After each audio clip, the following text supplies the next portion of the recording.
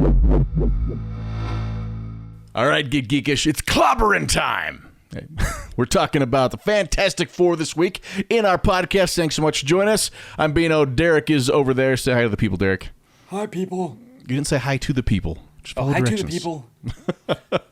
But thanks once again for joining in. Now we got a half hour or so of us talking about random nerdy stuff. And this week, like we said, Fantastic Four is on our minds. Because if you haven't seen, Marvel released this huge 3-minute teaser trailer for the next Phase 4 movies coming out over the next few years.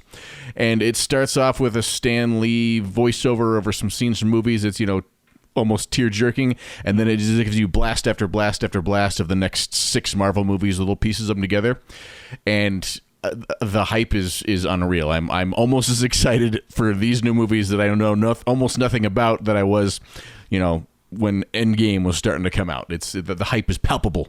Well, I'm pretty sure. We've been hyped for a while. Just at the announcement of some of these back in the day, they're like, oh yeah, we're going to be working on this, and you're like, hoo-hoo, and then you kind of forget about it. And then they release this teaser trailer or whatever you want to call it, and they put dates on when they're actually going to come out, and you're like, oh. It sucks that we have to wait till 2023 for Guardians 3, but what? But it makes it real. Because we also grew up, you look at the late 90s, early 2000s, when it came to nerdy stuff like this, there'd be talks, oh, they're going to make a Spawn movie. And then it's like, oh, yeah, in the next decade, they might start scripting one together. Yeah, whereas true. Now it's like, no, they're making this movie. They're working on it now, and it's going to be done in 2 years. Like, oh, okay. Oh, well, and what I was going to say, too, is I look back to when Guardians of the Galaxy 2 was announced, after the first one, and we're like, oh, man, we have to wait 3 years or whatever it was. And then that came and went, because I had a memory come up yesterday or today or something like that of we all went to the drive-in to see Guardians of the Galaxy 2. And that was 4 years ago. Yeah, remember when 2018 seemed really far away? Yeah. But I also feel like Fantastic Four, they've been kind of, I don't want to say overlooked in the Marvel Universe, but they've had some garbage. They put out the Fantastic Four movies in the 2000s with Chris Evans as Human Torch, and they were not great. They were entertaining, they had their moments, but they were not great movies. And then they had the other reboot they put out in 2015, which me and a lot of people would probably put up there with one of the worst Marvel movies they've ever made. Well, and that's all thanks to Fox Studios on that one, right? They wouldn't let Marvel touch it. Yeah, they did a lot of things wrong with that, which we can get more details in if we want to. But they did that so poorly, and the Fantastic Four is one of the bigger names in the Marvel Universe. They've been around since they started in the 50s or 60s, and their original run on the series got it issue 611. Oof. Dang. That came out in 2013. So that was a long run of just the original series, let alone the different spin-offs and other versions they come up with. And so the Fantastic Four is like a staple of comic book nerds like me for life. The Fantastic Four, even if you didn't like the Fantastic Four, you knew about the Fantastic Four, you've read the Fantastic Four, you had some Fantastic Four comics. You go to any comic book shop, you can find a stack of old Fantastic Four comics in any bin. And it's not even that, too. It's the Fantastic Four have crossed over into damn near every story at some point, right? Just about. They've had their, Reed Richards has had his stretchy hands in a lot of different storylines, from the Avengers to X-Men to, things like that. And in fact, a lot of people were speculating and hyped that Reed Richards was going to show up in WandaVision. There was so much hype that the director of WandaVision actually, since the season ended, has issued kind of an apology because there was so much hype that everyone thought Reed Richards was going to make an appearance, and he's like, "Yeah, man." Well, even in the show, like regardless of not of the apology, even in the show, he I don't know, they made it so much so that it was going to be this huge thing. It was going to be, she knows a specialist, an astrophysicist or whatever that's going to help get him in there. Everybody's like, automatically, Reed Richards. And then it turns out to be some nobody, and you're like, oh. Because, Marvel now owns the rights to Fantastic Four again. And they teased that at the end of that 3-minute, 4-minute trailer hype video, sizzle reel, whatever you want to call it. So... It's there. And then big news that I read earlier this week, I don't know if it's true, but this was according to We Got This Covered, that supposes some insiders at Marvel in the MCU said that they've offered and they're trying to get John Krasinski to be Reed Richards. See, and I feel like they've said that that's been hyped for quite a while. But can you imagine if they get Krasinski as Reed Richards and get his wife Emily Blunt to be Invisible Woman? I mean, is that not perfect casting? Well, at least there'd be some chemistry on scene. There better be. No offense to Jessica Alba and what's his toes? I forgot. Chris Evans? No. Or no. Ian Griffith. I know him. I see him, and he was Lancelot in the Keira Knightley version of King Arthur. That's who he is. But honestly, he was a fairly good cast as far as looks go. He looked like a Reed Richards. He just got put in a movie that wasn't very good. And Chris Evans made a pretty good Human Torch for what Johnny Storm was in the comics. I was going to say, Chris Evans, I think, made those movies entertaining. He made them watchable. I mean, because even the second one was... Yeah, and Michael Chiklis did a decent job of Ben Grimm, but the Ben Grimm they wrote for those movies was just pathetic. Yeah. So it wasn't the actor's fault of it, but I mean it was at the time of the superhero effects were just getting started, so a lot of the special effects are super hokey, especially in Rise of the Silver Surfer. Like every time the Silver Surfer's on screen, you just kind of want to look away. You're like, oh, really? Well, and that movie in general was a whole lot of fluff for a whole lot of nothing. You know, the Silver Surfer,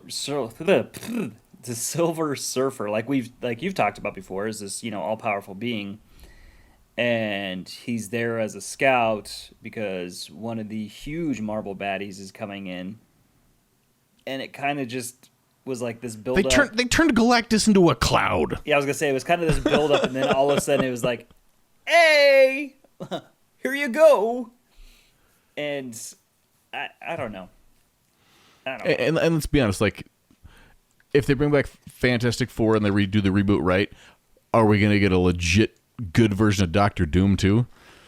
Because as cheesy as his name is, Doctor Doom is actually a really fun villain in the comics. It has a lot going on behind him and gives him a lot of... I mean, he's almost up there with Magneto as far as having realistic reasons of being this super villain, all these kind of things he ties together for it, of backstory and depth to his character. But in the movie, he's just an angry guy that didn't get what he wanted, and now he can shoot electricity out of his fingers. Like, big deal. It's not Doctor Doom. It's like Electro.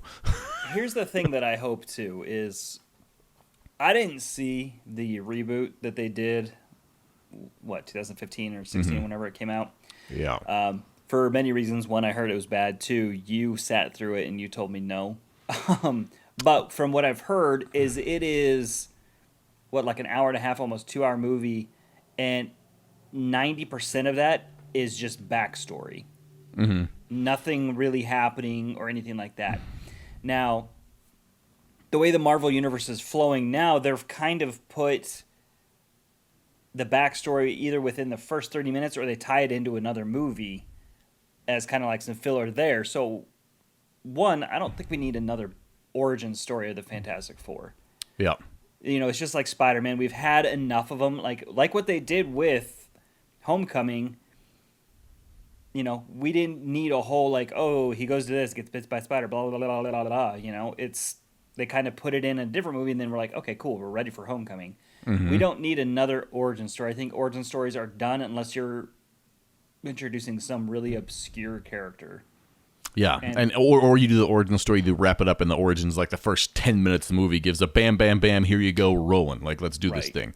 Like, yeah. I think the MCU has grown up enough that a lot of these characters, like... I know they want to introduce them to new people for marketing purposes and all that kind of stuff, but let's be honest. At this point, we can just play some fan service that when you got new characters, people want to see the new characters, and the people that love those characters are going to pay to see your movie if you do it right. Like, have you seen the screen caps of the set for the girl playing Miss Marvel? Yes, her costume looks legit straight out of the comics. I'm like, yes, right. Okay, thank you. Finally. Well, and I think that's exactly it. I think they need to, start doing even with Falcon and Winter Soldier, spoiler alert, I'll give you a chance to tune out. 3, earmuffs. 2, 1.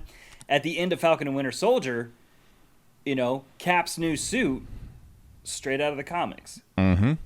And one cosplayer, he put it on, and everybody's like, oh, "How did you make that so fast?" He's like, "It's from the." You know what? Yeah, I made it really fast because he didn't want to explain it.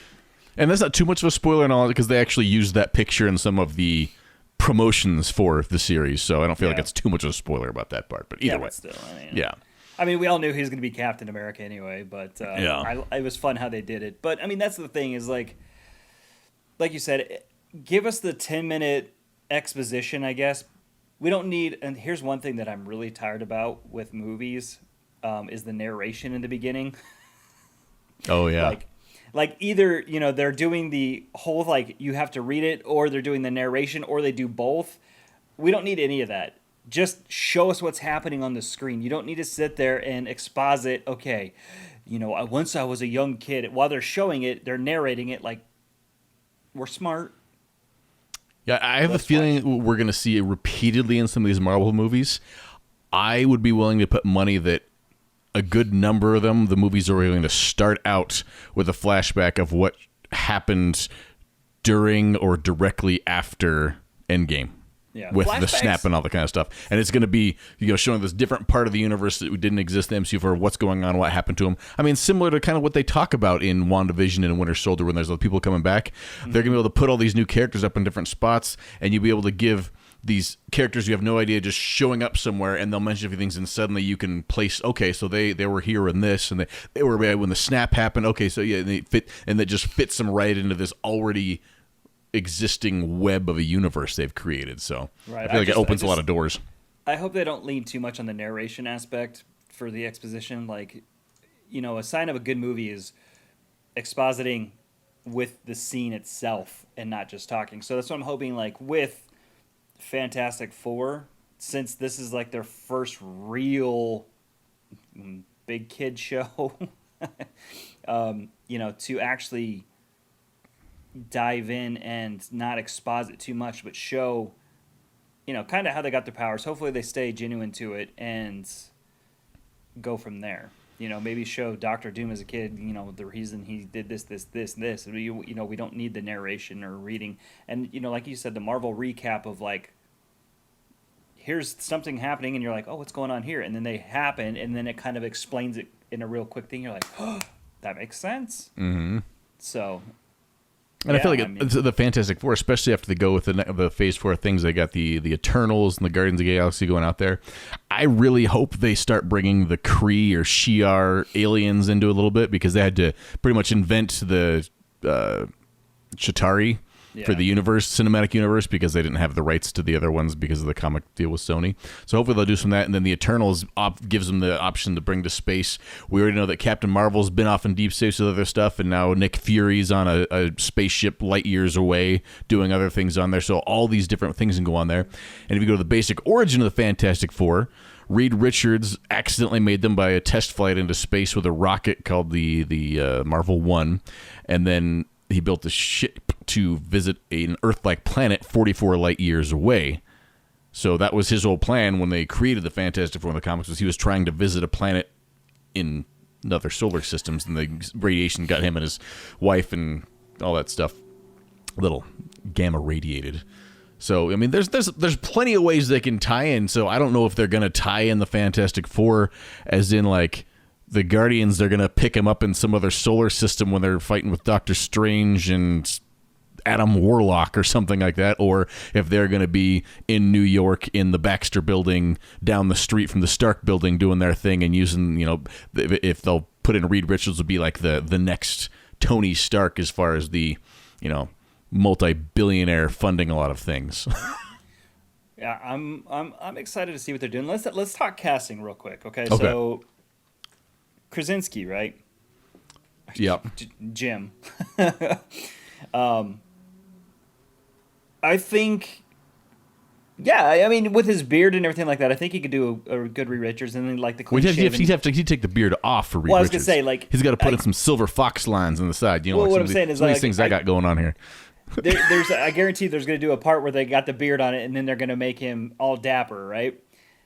Do you think there's somebody else that could also fill that part? because for whatever reason right now I'm just thinking of Krasinski and I can't think of anybody else. Because I mean Krasinski's been hyped in this position for this role for years, you know. That is a tough one. Because I being that I read the news about Richards, all I can think about, and then seeing the original guy that I thought was a good cast for the looks of Reed Richards, is a tough one. But if it's going to think somebody else could play Reed Richards,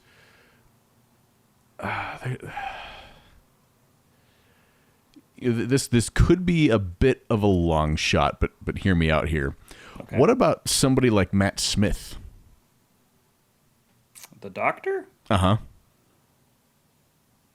Because he's got the strong jawline. You calm his hair down a little bit, like let him show a little bit of age on there. Like, could he be the right kind? Because yeah, I mean, yeah, it's not a perfect casting for the comics, but I could see it working something like that. Well, and then if they do Krasinski, obviously Blunt would be the obvious choice for Sue. But I mean, the thing with that too is that too obvious? Is that like you're like, oh, come on? Like, it all depends. What do they want to do? Like the young Fantastic Four? Do they want to do the older Fantastic Four? I don't know. There's just so many different things. Yeah, I wonder if they're going to go the older because they're doing so many of the. I mean, with all the next phase of the Avengers with Miss Marvel and Ironheart and all the super young characters and Nova come around, maybe they will go the Fantastic Four as some older characters to come back into it. Right. Because they, with the cinematic universe going for, 15, 20 years or whatever, and some of those characters that we saw that were young characters are not necessarily young characters anymore. Except for Ant-Man, he'll never age.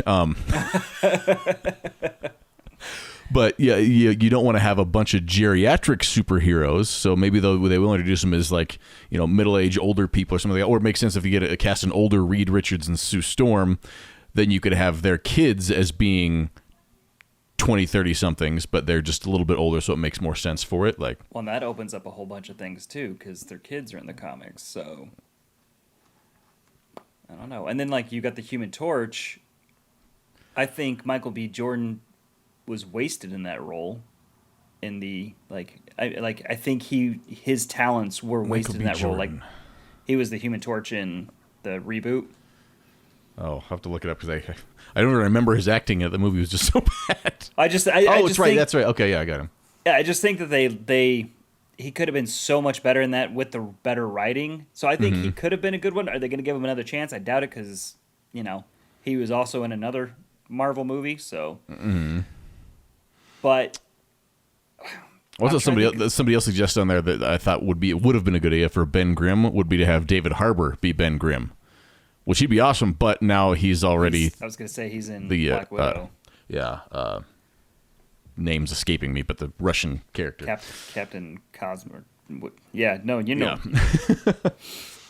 Now, if they went for the younger Fantastic Four, what about somebody like Zac Efron as Reed Richards? He's older than Krasinski, isn't he? Oh, Zac Efron. Sorry, no, I was thinking Zach Braff. There we go. My brain. Zach Braff, not quite. He's just a little too. Yeah, I don't think he'd be a good Reed Richards. He might be, but yeah, Zac Efron is Reed Richards. Because I've been watching his series of Exploring the World on Netflix or whatever, and which is really good. He's become really endearing about it, and he just has that. He's aged just enough to where I feel like he could be that grown-up role. Like you just put a little gray on him, and he could really fire that up. Maybe, I could be wrong. I agree with you. He has matured a lot, and he's fantastic in his docuseries. But I don't know if I like that casting choice. And this is the thing too: is how many times have we ourselves seen a casting choice, Paul Rudd, and went, "This isn't going to be good," and then we watch it and we're like, "That works." Look, when we heard about when they said they cast Chris Pratt as Star-Lord, I'm pretty sure the entirety of the world went, "The chubby guy from Parks and Rec?" Yeah. Okay. And he's going to be with a raccoon in a tree. Yeah. Okay. Who's the tree? Vin Diesel. Oh, and that's the thing is, like, I guess, in Bradley Cooper's Rocket Raccoon, I mean, we heard these casting choices with Paul Rudd as Ant-Man and everything like that, and we all had the really, and then it ends up working out. I guess we got to just trust Marvel. Yeah, they've obviously got some casting directors that know how to make things work for the most part. So I am at this point now willing to give them a little more leeway in my expectations. I hear something that doesn't sound right. I'm like, well, they must have a plan that I can't know about. I mean, I'm pretty sure I did that one too when they recast Hulk as Mark Ruffalo instead of Edward Norton because he didn't want to come back. I was like, what? The dude from 30 going on 30? Or 13 going on 30? Really? And then it worked. I wouldn't mind seeing somebody like Kristen Bell as Sue Storm either. That would, I think, be a good role. Because, I mean, Sue is goofy and endearing, but also serious. And Kristen Bell can definitely pull those off. And having an actual husband-wife team as a husband-wife in the movie doesn't always go so well. So maybe it would be better to have non-husband and wife play husband and wife. I don't know. Yeah. What about for Johnny? Like, because I mean, he's the hot shot, no pun intended. See, that's the thing is like I just keep thinking of Chris Evans because he was like perfect for that role. He was the wisecracking, like cocky guy who was also had some smarts about him, and I mean, I'm glad he got a second chance at starting with Captain America, but. Yeah, he was pretty good for what it was. What about like a Joseph Gordon-Levitt or something like that? I don't know if he could pull it off anymore though. I don't know. He doesn't have the super youthful exuberance. Yeah, the quirkiness anymore. I don't know. But it also goes into how they write it too, because it's. I'm basing it off of what I know the Fantastic Four of, which was the majority of my Fantastic Four reading happened between, the late 80s and late 90s of Fantastic Four runs around the time the Infinity War and Infinity Crusade comic storylines are going about. So that's where my vision goes with what they are. Yeah. And obviously a lot's happened in the Marvel comic world since, so they could go a lot of different ways with it. Maybe Johnny's not maybe the Johnny that comes in this movie is not the hot-headed, like, I'm too cool for the world, I'm better than everybody else. Like, because I imagine if they're trying to work this into the Marvel universe with the snap destroying half of humanity, it'd be tough to have somebody that has a power that just thinks, oh yeah, I'm better than anyone on the whole planet. Like, after you've seen all these other superheroes flying around. Yeah. And then I guess that brings us to the question of, for this reboot, do you think they're going to bring Doctor Doom into it? I mean, they about have to, right? He's the main... I feel like they have to, because that was like the Fantastic Four versus Doctor Doom. That was like a given. But I mean, they butchered it twice. Do they dare do it another time? Well, this is the thing, is they might bring him in there, and at the end of the movie, they might be setting up for Galactus. I mean, I don't know. Who knows what... I mean, I don't even know what phase of Marvel we're going to be in whenever that comes out in, like, 2023 or 4. Who knows? But, maybe they'll start teasing Galactus now, kind of like what they did with Thanos in the beginning of the, Phase 1 Marvel movies. Mm-hmm. And maybe that's what they'll get to, is they'll go through each phases of where he will become more and more of a thing, and maybe they'll start it off with Doctor Doom. I don't know. It is possible, because they've got a lot of villains that were not necessarily the greatest ones, too. I mean, they've got the Mole Man, which I hope they do that. The Skrulls, which I already talked about, they coming out there. They actually start a fight with Namor, the Submariner, which I could see them bringing that in there to get some underwater action and try and steal some of DC's underwater thunder. Didn't they already announce that he was going to be, like, he was teased in something? I read something about that, but I never actually saw if it was legit or somebody just making stuff up, because that happens sometimes. No. Dr. Doom, obviously the Puppet Master, which was a cool idea, but doesn't seem like it would translate to a big on-screen villain very well. Molecule Man. Galactus, obviously. Claw, which we already had Claw in Black Panther. So it'd be tough to bring him into it. Yeah.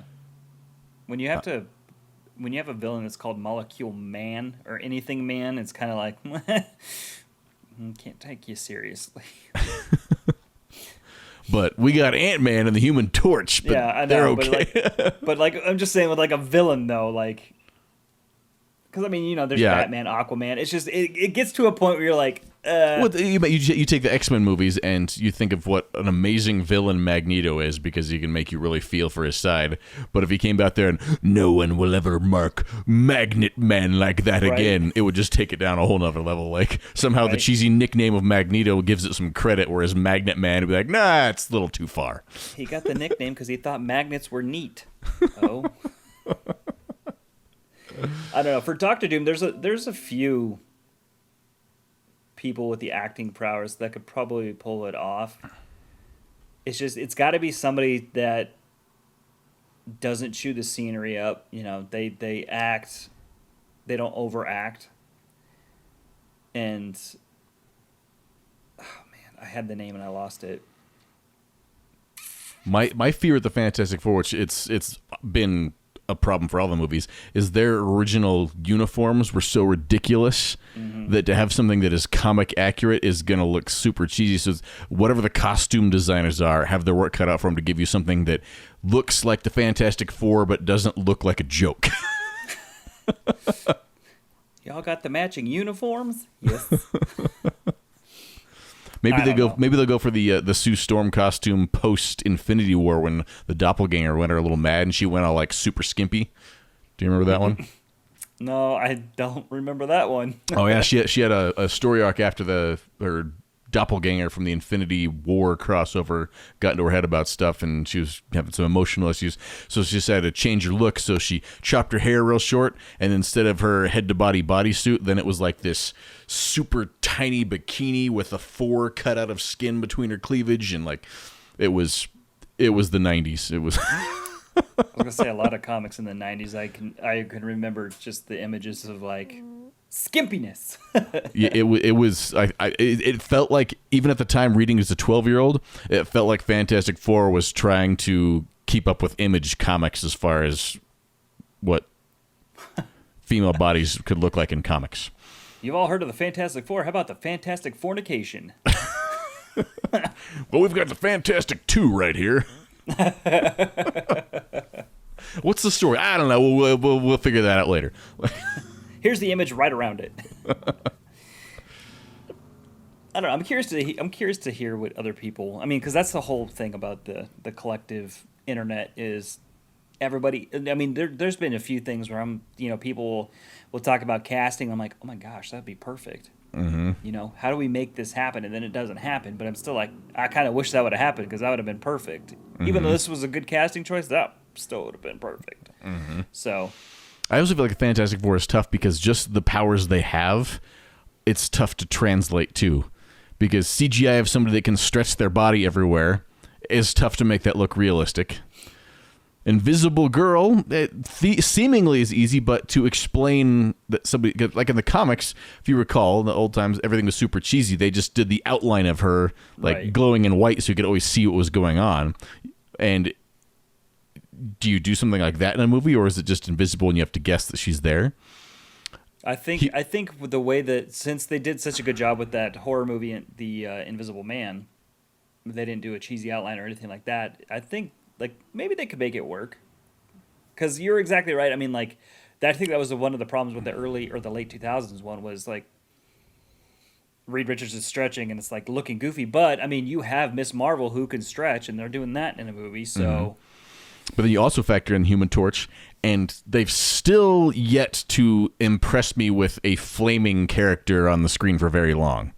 They've tried it with Ghost Rider. They tried it with Dormammu a little bit. Like, CGI flames are tough to make them look super realistic, especially when it's part of somebody's body.